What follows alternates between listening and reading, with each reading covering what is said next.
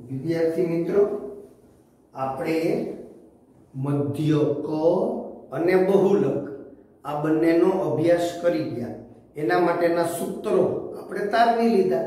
એ પ્રમાણે દાખલા પણ ગણ્યા હતા દીકરા। હા, હવે ભણવાનું છે મધ્યસ્થ। ભણીને આવ્યા છીએ આપણે, ખ્યાલ છે મધ્યસ્થ એના નામમાં જ કંઈક એવું રહેલું છે, મધ્યમાન સ્થાને રહેલ। હા, मध्यमान स्थाने रहेल એટલે વચ્ચોવચ્ચ આવેલું હોય એ મધ્યમાન સ્થાને રહેલ। હા, એકદમ સરળ। તો આપણે આની અંદર ભાગ પાડશું દીકરાઓ। મધ્યસ્થ એના માટે શું કરશું? પહેલા તો અવર્ગીકૃત માહિતી, પછી સાદી વર્ગીકૃત માહિતી અને પછી વર્ગવાળી વર્ગીકૃત માહિતી। આવડે છે દીકરાઓ? હા, पहला तो सादी એટલે કે અવર્ગીકૃત હોય તો જો આવું એક ઉદાહરણ છે 5 9 8 4 3 11 17 નો મધ્યસ્થ મેળવો। હવે આનો મધ્યસ્થ મેળવવો હોય અવર્ગીકૃત માહિતી કહેવાય। ખબર છે ને દીકરાઓ? એ કે હા સર। હવે આમાં શું હોય? મધ્યમાન સ્થાને રહેલ એટલે બરોબર વચ્ચોવચ્ચ આવેલું હોય ને એ। હવે આપણે અહીંયાનો મધ્યસ્થ મેળવવો હોય ને દીકરાઓ, તો હવે આપણે અવર્ગીકૃત માહિતી માટે મધ્યસ્થ મેળવવાના સ્ટેપ, મધ્યસ્થ મેળવવા માટેના સ્ટેપ્સ એટલે કે આના પગલા। એમાં સૌથી પહેલી વાત કઈ કરવાની? તો કે અવલોકનોને ચડતા अथवा तो उतरता बे मांथी एक चढ़ता अथवा उतरता क्रम में गोठववा। चढ़ता अथवा उतरता क्रम में गोठवो। 5 9 8 4 3 11 17 माटे चढ़तो क्रम।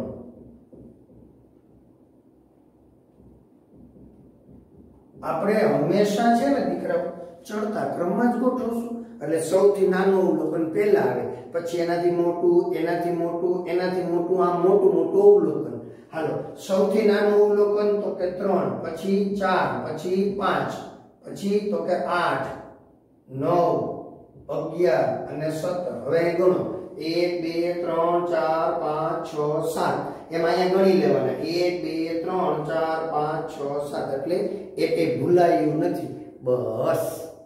હવે આપણે અવલોકનને ચડતા ક્રમમાં ગોઠવીએ ને દીકરાઓ, પછી છે ને એના અવલોકનની સંખ્યા ગણવાની, નક્કી કરવાની। બીજું સ્ટેપ, અવલોકનની સંખ્યા ગણીને નક્કી કરો। युग्म छे के अयुग्म? हाँ, एम नक्की करो युग्म छे के अयुग्म। हालो आने गणो 1 2 3 4 5 6 7 गणी लीधुं तो के हाँ सर 7 ने शुं कहेवाय? अयुग्म। हाँ, युग्म छे के अयुग्म ए नक्की करो। तो आपणे लखशुं n बराबर 7। ई 7 ए शुं छे? अयुग्म छे। शुं छे बाळको? अयुग्म। હવે એનો મધ્યસ્થ મેળવવાનો સાવ સહેલું સૂત્ર દીકરાઓ જુઓ। આની અંદર તમને ખબર પડી ગઈ કે આ 8 ને આપણે રાખીએ તો આ બાજુ 3 અને આ બાજુ 3 એટલે બરોબર વચ્ચોવચ્ચ કોણ આવ્યું? 8। સમજાય છે ભાઈ? જો ઓલી બાજુ 3 અવલોકનો છે ને 3 4 5 એમ 3 અવલોકનો। આ બાજુ 9 11 17 આ બાજુ 3 આ બાજુ 3 તો બરોબર વચ્ચોવચ્ચ કોણ આવ્યું? मन के 8। हाँ, ये आपनो जवाब। पण आम थोड़ू काले आम लेखा करता करता बरोबर वच्चोवच्च एवुं हाले कोई दी? दाखलामां एवुं लखाय? मन के ना लखाय साहेब, एवुं दाखलामां न लखाय। मैं कीधुं तो मन के एनुं स्पेशियल सूत्र होय। मैं कीधुं सरस, आपणे ए सूत्र वापरवानुं छे। शुं वापरशुं? सूत्र वापरशुं। हालो, एनुं सूत्र शुं छे? ज्यारे अयुग्म होय ने तो मध्यस्थने एम कहेवाय। m बराबर n+1/2 मु अवलोकन। आम हूँ बोलाय n+1/2 मु अवलोकन। बोलो बोलो, मजा आई, बोलो મને કે હું અરે મેં કીધું એમ નહીં n+1 છેદમાં 2 હું અવલોકન કે હા હવે બરાબર પાછું બોલવું છે ને મજા આવી ને હાલો હાલો ચાલુ કરો બધા ભેગા થાવ હાલો હાલો શું કરવાનું n+1 છેદમાં 2 હું અવલોકન રેડી મને કે સાહેબ ફાઇનલ હવે આપણે એક કિંમત મૂક્યો કિંમત મૂકો 7 + 1 છેદમાં 2 હું અવલોકન 8 8 ભાગ્યા 2 એટલે 4 એટલે અહીંયા આવું થઈ જાય ચોથું અવલોકન હા હા ન્યા પછી એમ ના બોલાય 4 હું અવલોકન એવું ના બોલાય ના તો ન્યા શબ્દ બદલી છે શું થઈ જાય ચોથું અવલોકન આવડી ગયું હાલો ચોથું અવલોકન આમાં ગોતવાનું 1 2 3 અને 4 એટલે જવાબ આવ્યો 8 તેથી m બરાબર 8 લ્યો આ જવાબ ચોથું અવલોકન ફરીથી બોલું છું દીકરાઓ મને કે સાહેબ આ હું અવલોકન હતું એમાંથી આ થું અવલોકન કેમ થઈ ગયું અરે મેં કીધું ભલા માણસ આ હું અવલોકન છે ને એ તો વ્યાપક રીતે લીધેલું છે જો પહેલું બીજું ત્રીજું ચોથું પાંચમું છઠ્ઠું સાતમું હવે બધામાં હું આવે સાતમું આઠમું નવમું દસમું 11મું 12મું 13મું 14મું 20મું 50મું એમ બધામાં હું આવે એટલે વધુ પડતો શબ્દ હું આવે છે એટલે આપણે ત્યાં હું અવલોકન લખ્યું પછી અહીંથી બદલી જાય આપણી રીતે આ તો બદલી જાય એટલે આપણને ખબર હોય છે ને વાંચનાર શિક્ષકને ખબર પડી જવી જોઈએ કે વિદ્યાર્થી સમજે છે ત્યાં તમે એવું લખી નાખો 4 હું અવલોકન તો કઈ શિક્ષક ખોટું ના પડે માર્ક કપાય નહીં પણ આપણી સામાન્ય બુદ્ધિનો ત્યાં ઉપયોગ કરવો પડે કે ભાઈ 4 પછી હોય તો એને ચોથું કહેવાય એટલે ચોથું અવલોકન બોલો આ એનો જવાબ આવ્યો એકદમ સરળ એટલે અહીંયા જ્યારે અયુગ્મ હોય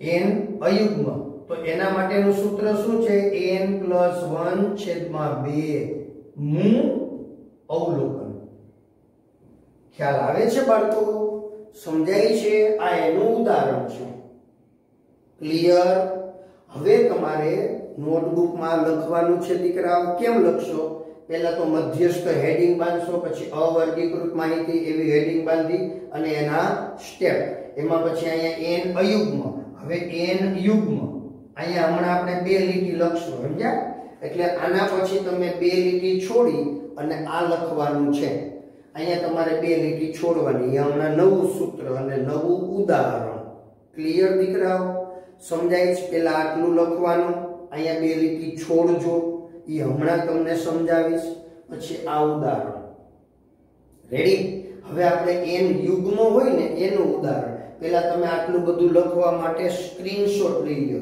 આટલું તમારે પહેલા લખી નાખવાનું છે આ એક્ઝામ્પલ છે દીકરાઓ ક્લિયર આ સમજાઈ ગયું સૌથી પહેલું કામ અવલોકનને ચડતા ક્રમમાં અથવા તો ઉતરતા ક્રમમાં લખવાના આપણે શેમાં લખશું ચડતા ક્રમમાં ક્લિયર હા સાહેબ ઉતરતા ક્રમમાં લખો તો જવાબ આવે હો હા જવાબ આવે સાચો પડે જવાબ મેં ચડતા ક્રમમાં લખ્યું છે આપણે જનરલી ચડતા ક્રમમાં લખશું કોઈને વાંધો તો કે ના સાહેબ હવે આપણે અવલોકનને ચડતા ક્રમમાં પછી બીજું સ્ટેપ કયું અવલોકનની સંખ્યા ગણવાની 1 2 3 4 5 6 7 એમ ગણ્યા ગણી લીધું તો કે હા સર પછી શું કર્યું 7 ને યુગ્મ કહેવાય કે અયુગ્મ મને કે અયુગ્મ તો અયુગ્મ છે એના માટેનું સૂત્ર આ રહ્યું અને અયુગ્મ હોય ને તો નાનકડું સૂત્ર છે હાવ નાનકડું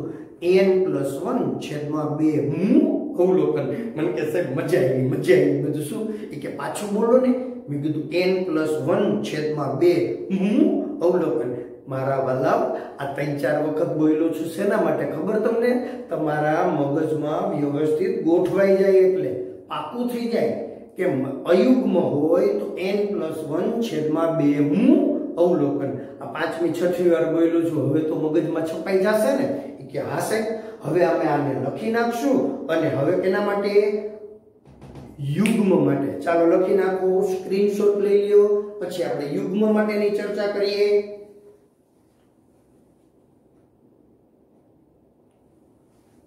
ચાલો દીકરાઓ, હવે આપણે કેની ચર્ચા કરી રહ્યા છીએ તો કે n બરાબર યુગ્મ હોય એની।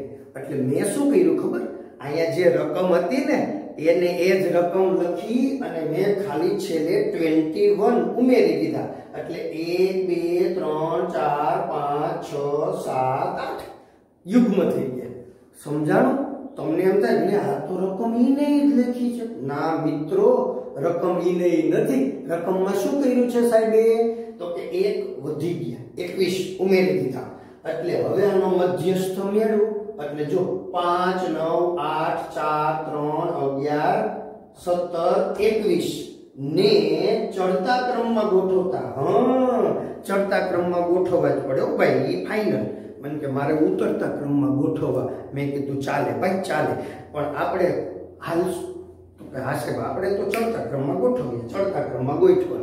એટલે 21 છેલ્લે જ આવે। હવે શું થયું દીકરાઓ ગણો, આપણો વાત શું હતી? અવલોકનની સંખ્યા ગણીને નક્કી કરો। હા, ગણવાની, એ ગણી લીધી, 8 થયા। 8 ને શું કહેવાય? યુગ્મ।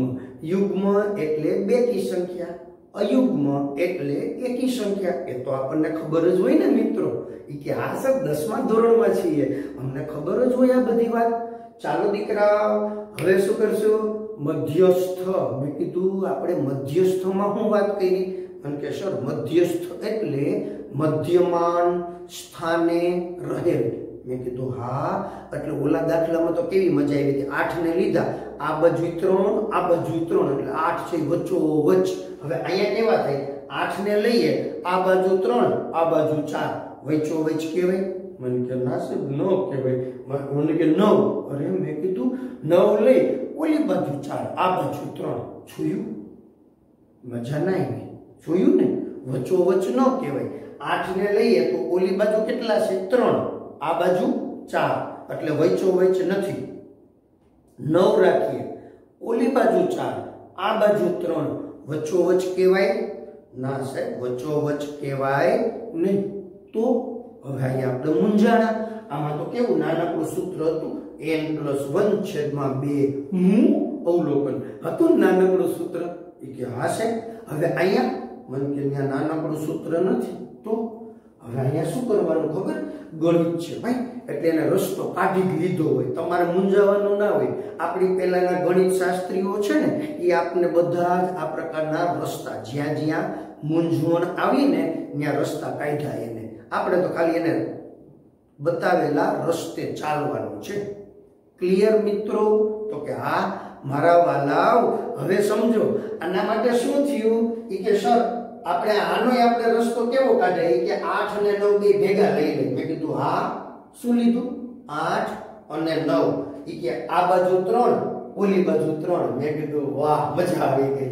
આપણે હવે જો બેલેન્સ થઈ ગયું ને, આ બાજુ 3 અવલોકન, આ બાજુ 3 અવલોકન થઈ ગયું બેલેન્સ। તો કે હા, તો મને કે આપણો જવાબ 89 9। અરે મેં કીધું એમ ના હોય, મને કે તો એક કામ કરીએ, સોમવારે 8 મંગળવારે 9 એવો જવાબ। સોમવારે આનો વારો, મંગળવારે આને લેશું, મને કે બુધવાર આને, ગુરુવાર આને, શુક્રવાર આને, શનિવાર આને, રવિવારે એક રજા। અરે ભાઈ, આવી રીતે ગણિતમાં હાલે? એ કે હાલે નહીં એવું સાહેબ। તો પછી આપણે ઘડીએ ઘડીએ શું બદલા કરવાનું એમ? ગણિતે એનો રસ્તો કાઢ્યો। શું કીધું કે આ બંને અવલોકનો છે ને, એ કે એની વચ્ચેનું, એની સરેરાશ, આ બેના અવલોકનોની વચ્ચેનું અવલોકન 8 અને 9 ની વચ્ચે કોણ આવે? 8.5। એ આપણો જવાબ। આ બંને અવલોકનો નો સરેરાશ, એની વચલી કિંમત, એની મધ્ય કિંમત, એ આપણો જવાબ। આ બેની વચ્ચે, હવે 8 અને 9 ની વચ્ચે કોણ આવે? મને કે 8.5। મેં કીધું શાબાશ, એ આપણો જવાબ। પણ એમ થોડુંક આવે, એના માટેનું સૂત્ર આવ્યું, કયું આવ્યું ખબર? જો આવું સરસ મજાનું, n/2 હું અવલોકન, જોજો n/2 હું અવલોકન વત્તા n/2 વત્તા 1। જો આ અને આ બંનેમાં જમીન આસમાનનો ફેર છે દીકરાઓ। અહીંયા અને અહીંયા અહીંયા શું કીધું n+1 છેદમાં 2 એટલે પેલા ઉમેરવાનું પછી 2 વડે ભાગવાના.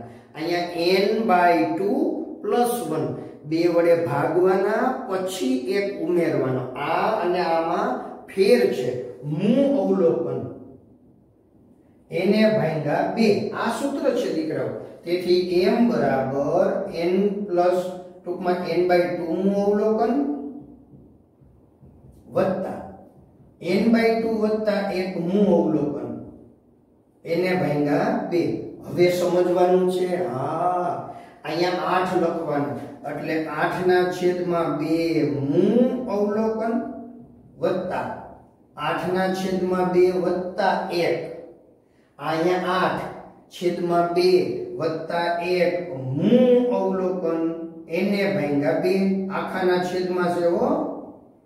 હા, આને શું કહેવાય તો કે 4 એટલે અહીંયા લખાય ચોથું અવલોકન. અહીંયા લખાય 5 મૂ અવલોકન એને ભાગ્યા 2. મારા વલાવ આ સમજાઈ ગયું. અહીંયા કેટલા લખવાના 8. આ સૂત્ર છે. આ સૂત્ર પ્રમાણમાં થોડુંક મોટું સૂત્ર છે. n/2 નું અવલોકન વત્તા n/2 + 1 નું અવલોકન છેદમાં 2. ભલે ને અવલોકન આમ સૂત્ર મોટું હોય એટલે શું બી જવાનું, ડરી જવાનું ના. શું કરશું? n/2 નું અવલોકન વત્તા n/2 + 1 નું અવલોકન છેદમાં 2. ચાલો મિત્રો અહીંયા કિંમત મૂકા. હા, 8/2 એટલે 4. જો અહીંયા બદલી ગયું. અવલોકન મને કે તમે તો થું અવલોકન એવું લખ્યું. મેં તને કઈ વાંધો? એ કે જરાય વાંધો જ નહીં ને. હાલો. હા, પછી કેટલાક મિત્રો શું કરે ખબર? કેવી ભૂલ કરે ખબર? મને કે ભૂલ કરે એનું નામ જ વિદ્યાર્થી કહેવાય. મેં કીધું પાછો ભૂલ સુધારે ને એનું નામ વિદ્યાર્થી જ કહેવાય. ભૂલ કરો નો પ્રોબ્લેમ, પણ પરીક્ષા પહેલા એ બધી સુધરી જાય તો પરીક્ષામાં આપણી પેપરની અંદર ભૂલો રહે નહીં અને આપણે આપણા ધાર્યા મુજબના માર્ક મળે. ક્લિયર? હવે અહીંયા તમે ભૂલ શું કરો ખબર? આ ગુજરાતી લખતા જ નથી. તમે શું કરી નાખો? 4 + 5 એવું કરી નાખો. વાસ્તવમાં એવું નથી. 4 + 5 એમ નહીં લખવાનું. ચોથું અવલોકન વત્તા 5મું અવલોકન એમ લખવાનું. હવે ચોથું અવલોકન શું છે દીકરાઓ? 8 છે. 5મું અવલોકન શું છે? 9 એના છેદમાં 2 એટલે જવાબ આવ્યો 8.5. એટલે આપણો જવાબ છે m બરાબર 8.5. ક્લિયર?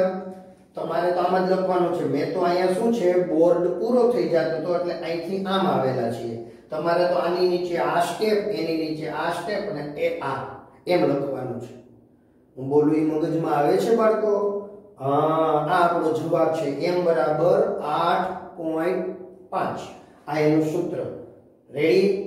હવે આપણે તમે પહેલી વાર એટલું તો લખ્યું હતું જ, ખાલી આ 2 લીટી ઉમેરવાની અને આ નવું ઉદાહરણ લખી નાખો. એટલે અહીંયા આપણે અવર્ગીકૃત માહિતીનો મધ્યસ્થ પૂરો કર્યો.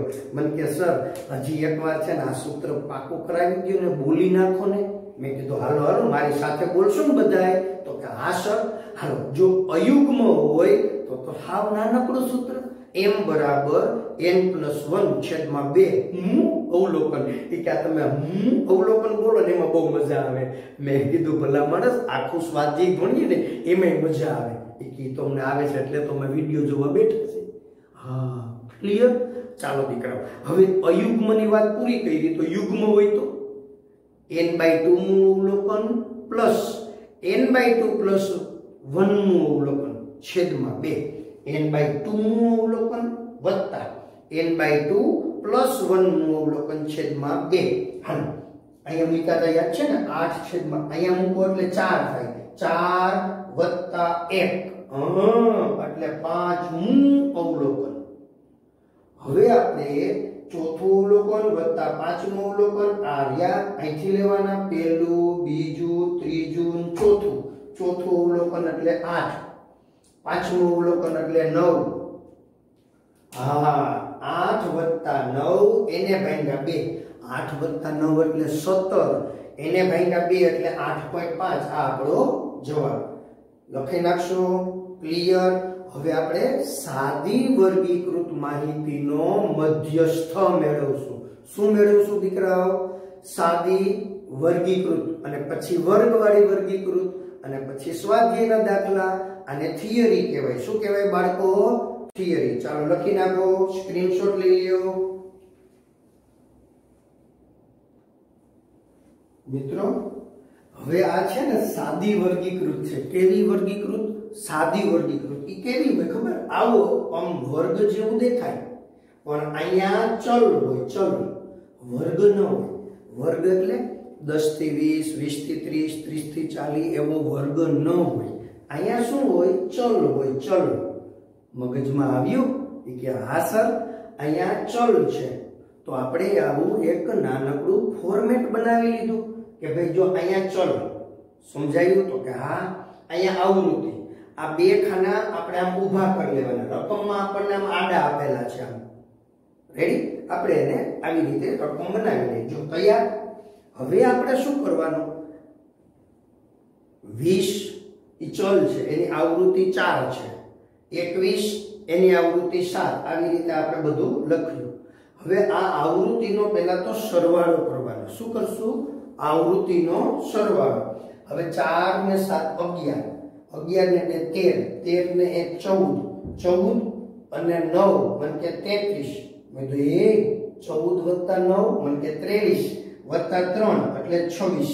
26 ના 6 2 અહીંયા આવશે. 3 4 5 એટલે 56. આ આપણને શું મળ્યું ખબર? અવલોકનની સંખ્યા 56.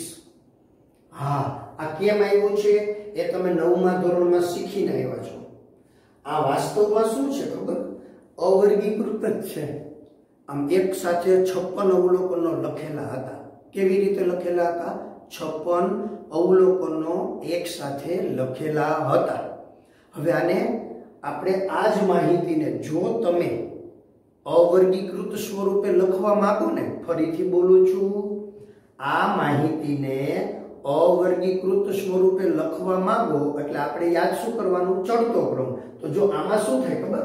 20 4 વખત આવે. 1 2 3 4 આમ આવું હોય. પછી 21 કેટલી વખત આવે? તો કે 7 વાર. 1 2 3 4 5 6 ને 7 આમ થાય. મગજમાં આવે છે દીકરાઓ? કે હા સાહેબ હવે સમજાઈ ગયું. આ ભલે ને આવી રીતે લખેલું હોય આમ. અને પછી 22 કેટલી વાર આવે? 10 વાર. 1 2 3 4 5 6 7 8 9 અને 10 આવી રીતે છે.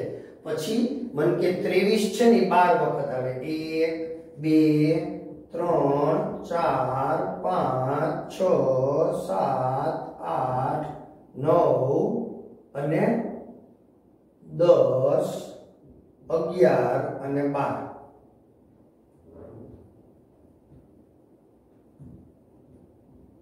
રેડી ને?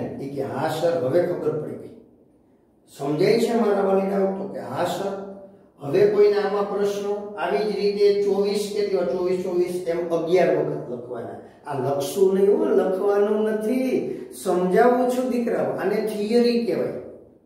હવે આપણે જો આવું જ કરવું હોય તો ગણિતે આપણા માટે જે કંઈ સૂત્ર તૈયાર કર્યા છે એનું મહત્વ જ ન રહે. આપણે આવા ધંધા કરવા હોય તો ન કરાય. આ તો ખાલી સમજાવવાની વાત હતી. હવે શું કરવાનું? તો કે આ ચલ છે, તો કે હા. આવૃત્તિ છે, તો કે હા. એક નવો સ્તંભ ઊભો કરવાનો, એક નવું ખાનું ઊભું કરવાનું. એ ખાનાનું નામ છે સંચયી આવૃત્તિ. એટલે ઉપરની બધી આવૃત્તિનો સરવાળો. આ 4 છે ને એ 4. હવે અહીંયા લખો ને તો આ બેયનો સરવાળો, ઉપરની બધી આવૃત્તિનો સરવાળો. આમ 4 + 7 એટલે 11. હવે આ ખાનું કરો ને એટલે આ ત્રણેય સરવાળો, આ નાનો સરવાળો. 10 + 7 એટલે 17, 17 + 4 એટલે 21. હવે આ ખાનું લખો ત્યારે આ બધાય સરવાળો. 12 + 10 એટલે કેટલા થાય? 22. 22 + 7 એટલે 29. 29 + 4 એટલે 33. ક્લિયર?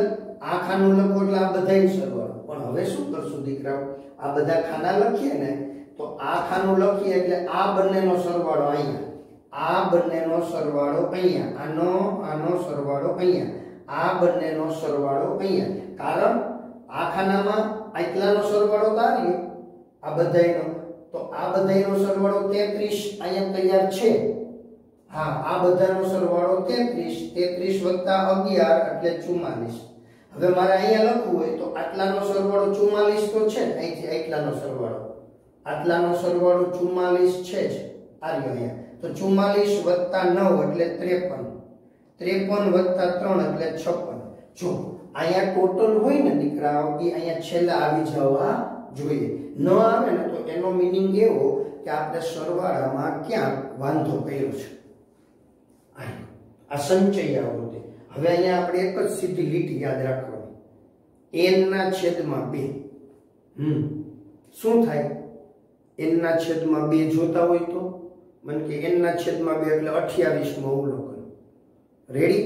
આમ તો છે ને દીકરાઓ ત્યાં ઓલું સૂત્ર આવે, યુગ્મ છે કે અયુગ્મ, એ બંને સૂત્ર વાપરવા પડે.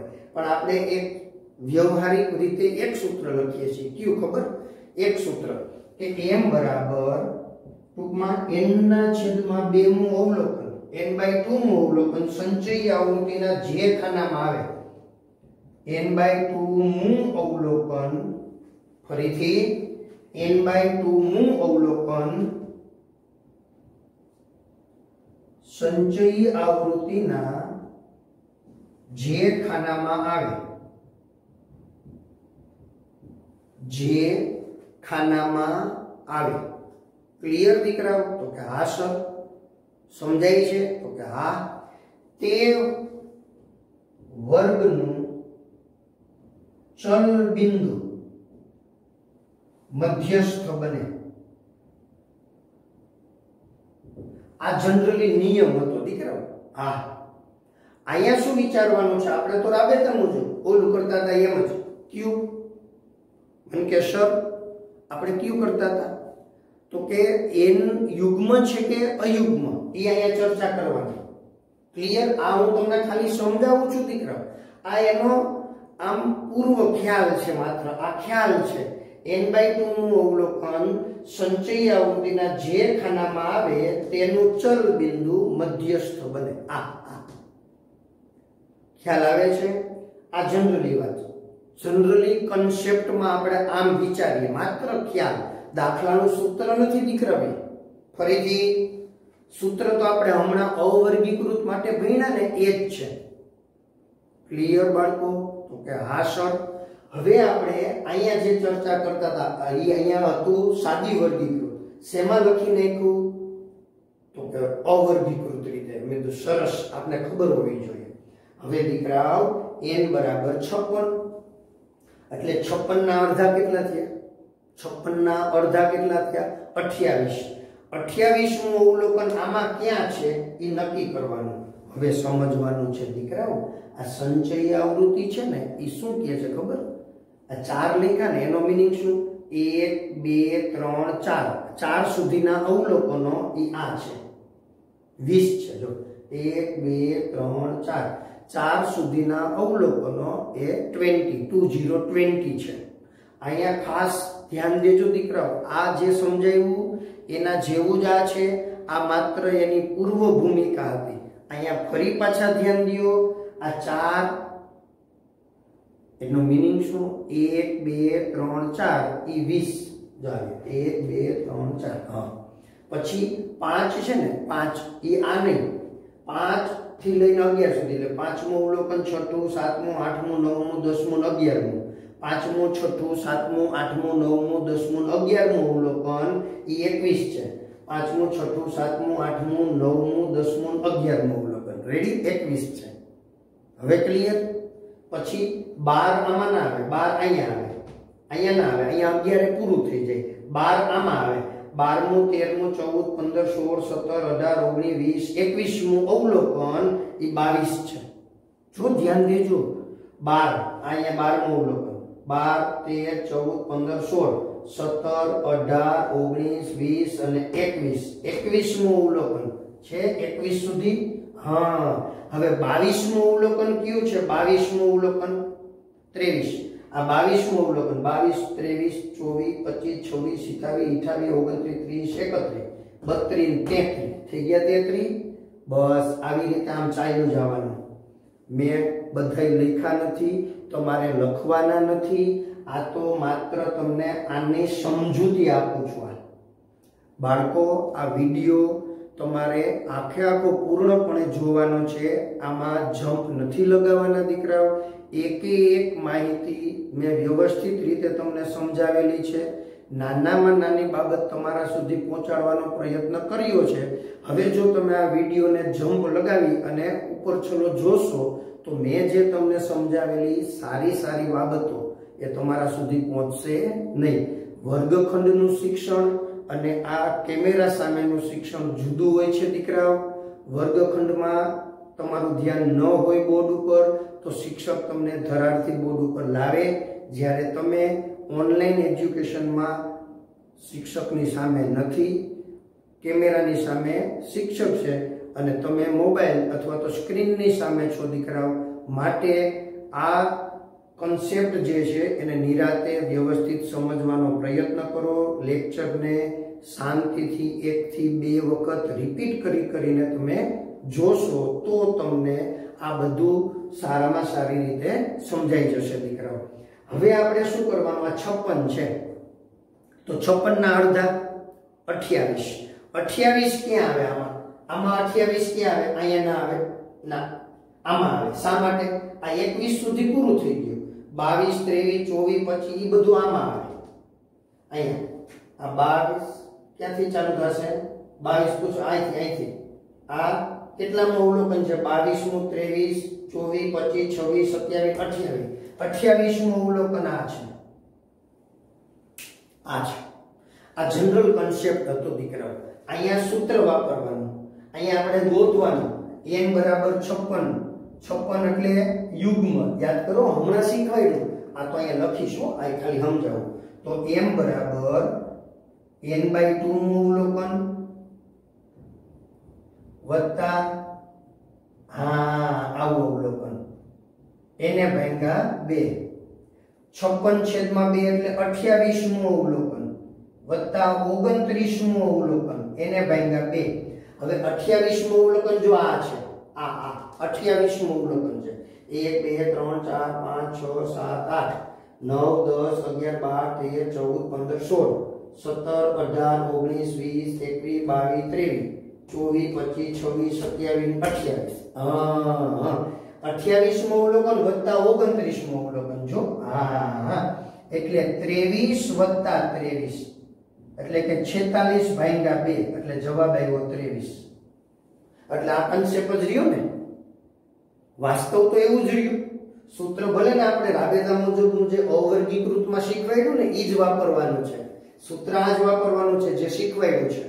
પણ આનો જનરલ કન્સેપ્ટ કેવો હોય? n/2 નું અવલોકન સંચયી આવૃત્તિના જે ખાનામાં હોય તે વર્ગનું ચલ બિંદુ મધ્યસ્થ બને.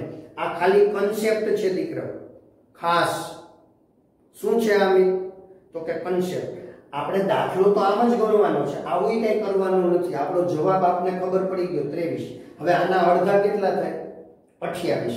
કેટલા થાય દીકરા? 28 28. આમાં ગોતવાના. 28 આમાં દેખાશે નહીં. 28 આમાં દેખાશે નહીં, ન દેખાય. ઈ આમાં સમાવેશ પામે છે. આમાં કેટલા સુધી આવે? 1 2 3 4 અહીંયા આવે. અહીંયા કોણ આવે? 5 6 7 8 9 10 11 આવે. આમાં કોણ આવે? 12 13 14 15 16 17 18 19 20 21 સુધી આવે. આમાં કોણ આવે? 22 23 24 25 26 27 28 29 30 31 32 33. તો 28 કેમ આવ્યા? આમાં. એનું ચલ બિંદુ એટલે આ 23 આપણો જવાબ. દાખલો આમ જ ગણવાનો છે, આવું કઈ કરવાનું નથી. ચાલો હવે આપણે દાખલો ગણીએ. આ તો સમજાઈ ગયું. આ સંચયી આવૃત્તિ ખબર પડી ગઈ. તો હવે આપણે શું કરવા જઈશું દીકરાઓ? સીધું હવે તો હાવ નાનકડું આટલું આ કર્યું ને એને સારા અક્ષરે લખી નાખશું. અહીંયા મેં નહોતું લખ્યું, એ સારા અક્ષરે લખી નાખીએ. શું? તો કે n બરાબર 58 58 એટલે કોણ તો કે યુગ્મ તો m બરાબર n/2 મૂ અવલોકન n/2 વત્તા 1 મૂ અવલોકન એના છેદમાં 2 આ સમજાઈ ગયું હવે આપણે અહીં લખશું યુગ્મ અયુગ્મ મુજબ સૂત્ર વાપરીને મધ્યસ્થ મેળવવો ખ્યાલ આવ્યો અહીંયા આપણે યુગ્મ કે અયુગ્મ એ પ્રમાણેનું આપણે સૂત્ર વાપરવું પડે જો આ વાપરો હવે આપણે અહીંયા કેટલા લખશું 58/2 સોરી 56 છે દીકરા શું છે આપણી પાસે 56/2 મૂ અવલોકન યાદ આવે છે તો કે હા હવે અહીંયા લખો મૂ અવલોકન એને ભાગ્યા 2 ક્લિયર તો કે હા સર હાલો 56/2 એટલે 28મું અવલોકન વત્તા 29મું અવલોકન એને ભાગ્યા 2 કોઈને વાંધો તો કે ના સર 28મું અવલોકન એ આમાંથી જ આપણે જોવાનું આમાંથી જ હવે 28મું અવલોકન આમાં આવે એટલે 23 છે 29મું અવલોકન એ આમાં આવે એટલે ઈ એ 23 છે એટલે કે 23 વત્તા 23 એના છેદમાં 2 એટલે 46/2 એટલે એનો જવાબ કેટલો આવ્યો 23 ઈ જનરલ આપણે કન્સેપ્ટ કયો થયો આ છે હા 56 ના અડધા 23 આમાં ક્યાં આવે તો કે આમાં આવે આમાં એનો ચલ બિંદુ એટલે આ જવાબ ખ્યાલ આવ્યો 28મું અવલોકન આમાં આવશે આમાં 29મું અવલોકન અહીંયા આવે ઈ હમણાં મેં તમને આમાં લખીને સમજાવ્યું હતું ઈ અહીંયા આવે 28મું અવલોકન આમાં આવે 29મું આમાં આવે 34મું ઈ આમાં આવે 34 35 36 એમ 44 સુધી આ સંચય આવૃત્તિ આવડી ગઈ બસ આ જવાબ આ લખી નાખો દીકરા આ છે આપણું સાદી વર્ગીકૃત માહિતી માટેનો મધ્યસ્થ અહીંયા સૂત્ર કયું વાપરવાનું યુગ્મ છે કે અયુગ્મ એ મુજબનું સૂત્ર વાપરી લેવાનું હો દીકરા સરળ છે લખી નાખો સ્ક્રીનશોટ લઈ લ્યો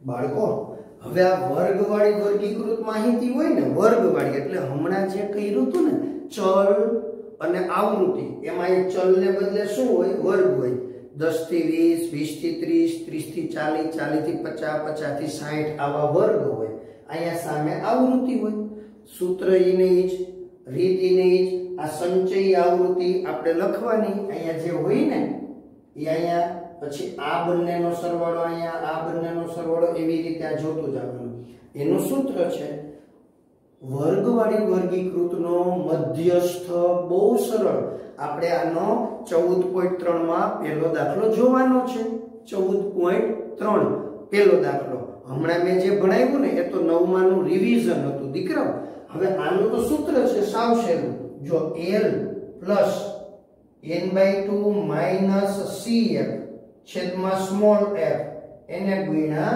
h આવું સૂત્ર છે m બરાબર l + n/2 - cf છેદમાં સ્મોલ f એને ગુણ્યા h હવે આપણે આ n/2 આવ્યું ને n/2 અહીંયા n હમણાં આપણે આવ્યા હતા 56 એના અડધા 28 આમાં કે 28 દેખાય નહીં યાદ આવે છે ને 28 દેખાતા ન હોય યામાં અંદર રહેલા હોય દાખલ થયેલા હોય એમ અહીંયા n/2 જેમાં હોય ને એનો આ જે વર્ગ હોય ને આવડો આ વર્ગ એને મધ્યસ્થ વર્ગ કહેવાય n/2 નું અવલોકન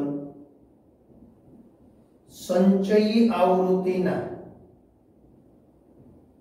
જે ખાનામાં હોય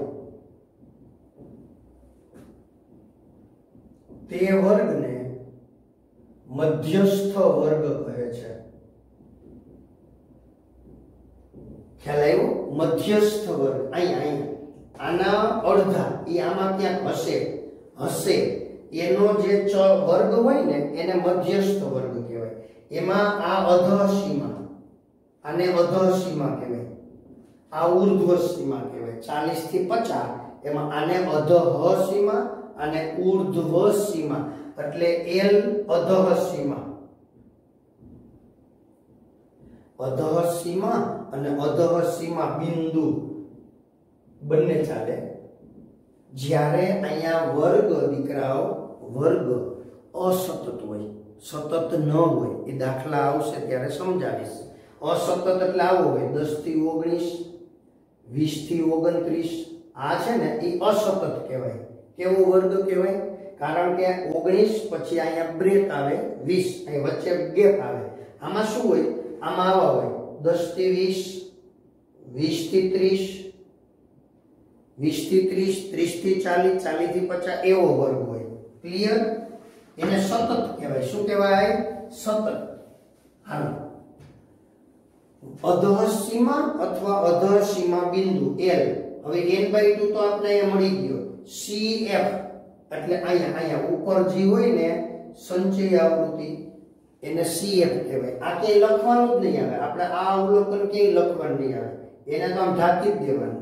એની ઉપરનો જે હોય ને એ સંચય આવૃત્તિ CF કહેવાય. આ રેડી? પછી અહીંયા પોતાની આવૃત્તિ હોય ને, F એટલે પોતાની આવૃત્તિ. હાલો, તો હવે h એટલે વર્ગ લંબાઈ, h એટલે વર્ગ લંબાઈ. ખ્યાલ આવી ગયો? l એટલે આ જે વર્ગ બન્યો ને, આ મધ્યસ્થ વર્ગ, એની અધઃ સીમા એટલે l, n/2 અહીંથી મળે. CF એટલે આ n/2 ની ઉપરનું સંચય આવૃત્તિ, એને CF કહેવાય, કમ્યુલેટિવ ફ્રીક્વન્સી. અને સ્મોલ f એટલે પોતાની આવૃત્તિ, એને ગુણ્યા h. આ સૂત્રની મદદથી આપણે દાખલા ગણવાના છે દીકરાઓ. ક્લિયર? ચાલો આનો સ્ક્રીનશોટ લઈ લ્યો.